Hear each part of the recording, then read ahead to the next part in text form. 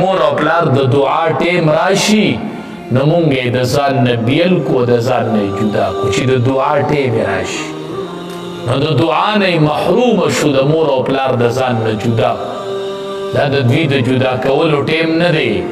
دا د دوی د خدمت ټیم دی خدمت وکړه چې الله درله دنیا او اخر ښایسته کړي نو ډېر ناکام به د مور او پلار سره کوو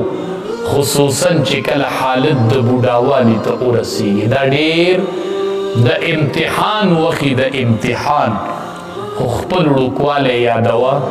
چې زه دې پلار او دې مور دې ځای ته رارسولی یم رب ارحمهما کما ربیاني صغیرا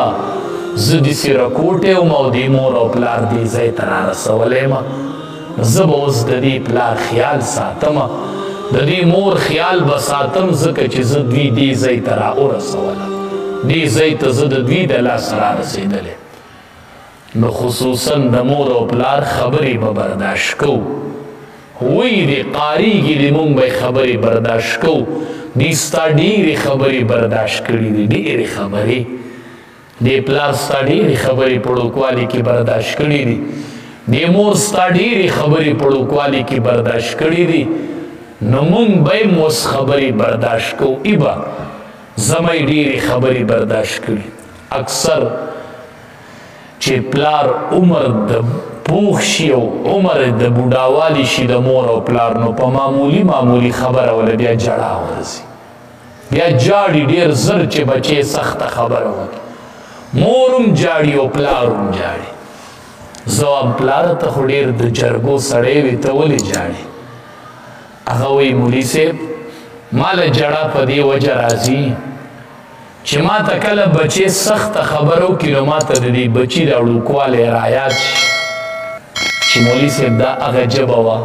چې دې به خبرې زما نه زده کولې او ما د دې ژبې څومره خبرې برداشت کړي دي نن دا ژبه زما یوه خبره نه برداشت کړي که پلار دویمه خبره کوي درېیمه مړه څه ګور دې جوړ کړي بس که که نه بس که شل پیرې خبره مه کوه یوه پیره دې خبره وکړه بس پوره ده غلی کښېنه ته چې رکوټې وې تا دې پلار ته څو پیرې خبرې کړي څو ځله لګیا وي مولانا روم رحمت الله علیه لیکلی دی وی پلار بچی سره ناسو نو پلار دی بچی ته وی بچی لوی شوی دی پلار تینا تپوس کی وی بچیا په دې دیوال څه ناستی بچی ورته وی کارغه ناستی دا پلار بیا بچی ته وی بچیا څه ناستی پلار ورته وی کارغه ناستی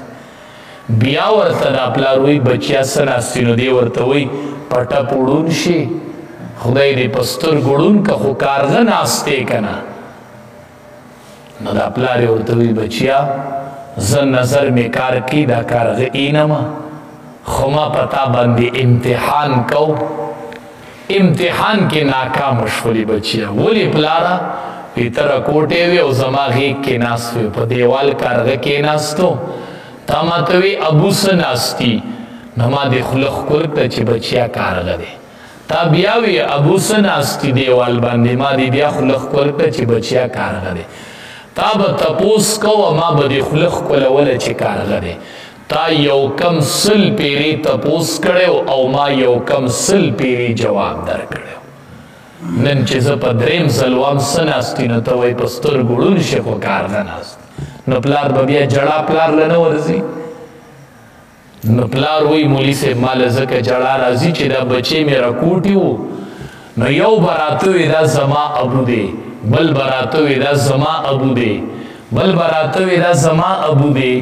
په ما به یې رامنډې کولې یو به مې غېږ ته راختو نو دی به نارې والې زما ابو دی زما ابو دی نن چې د جدایۍ ټیم شو نو یو ته وایي ستا پلار دی او بل ته وایي ستا پلار دی هغه پلار وایي دا هغه ژبه ده هغه ما ته چې به ابو کول نو ما له ځکه جړه راځي